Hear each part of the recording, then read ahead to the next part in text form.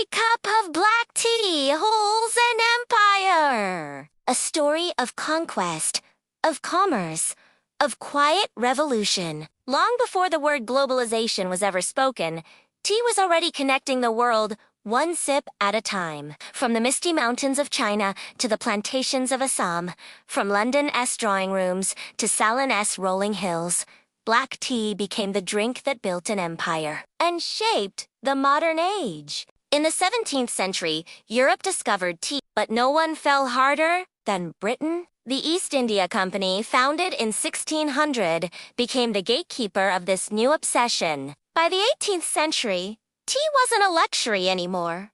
It was a national ritual. Aristocrats sipped from porcelain cups. Workers poured from tin kettles. Rich or poor, everyone wanted tea. But there was one problem.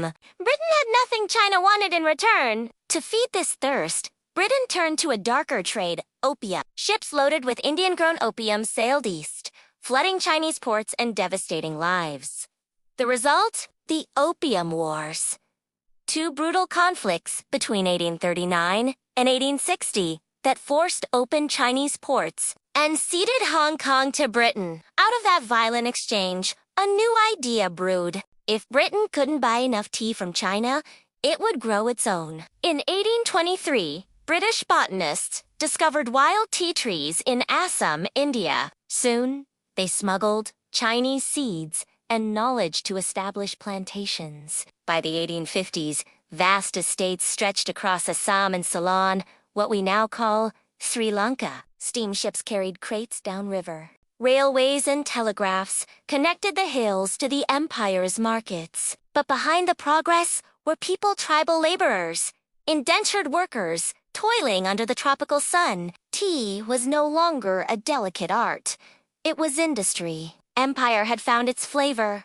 Strong, multi, and efficient. From these fields came the teas that still define English breakfast today. Bold, brisk, and unmistakably imperial. By the late 19th century, tea had become Britain's heartbeat. Factories rang bells for tea breaks. Families paused their day at 4 o'clock sharp. The ritual of afternoon tea. A pot of Assam or Ceylon, a splash of milk, a spoon of sugar, and a conversation. Sugar from the Caribbean. Porcelain from China. Tea from Sri Lanka. Each cup was a quiet map of empire, a global web in miniature. One Victorian writer once said, "Tea has civilized the British more than the church."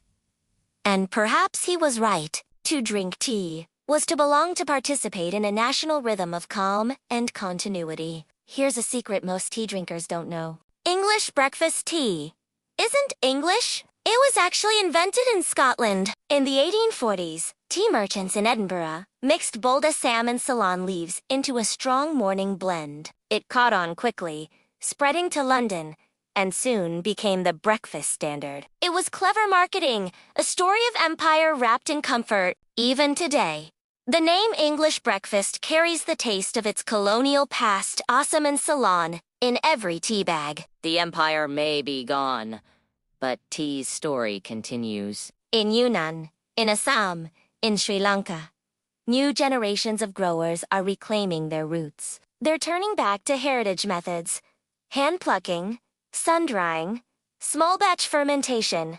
The result? Teas like Dian Hong, Shai Hong, and handcrafted Ceylon, honeyed, floral, deeply alive. No longer a commodity of empire, but a craft of care. Modern black tea now stands for sustainability, fair wages, and a reconnection to the earth itself. In these leaves, there's patience. The same patience once lost to machines and empires. Now, it's returned to the hands that tend the soil. From conquest to compassion, from colonization to craftsmanship, tea has witnessed it all. It has been a weapon, a wage, a ritual, and now, a bridge. Each sip, whether from a porcelain cup in London or a clay pot in Yunnan, carries the same quiet truth. The greatest empire isn't built over land.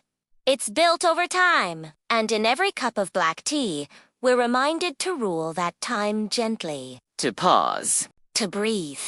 To taste patience itself.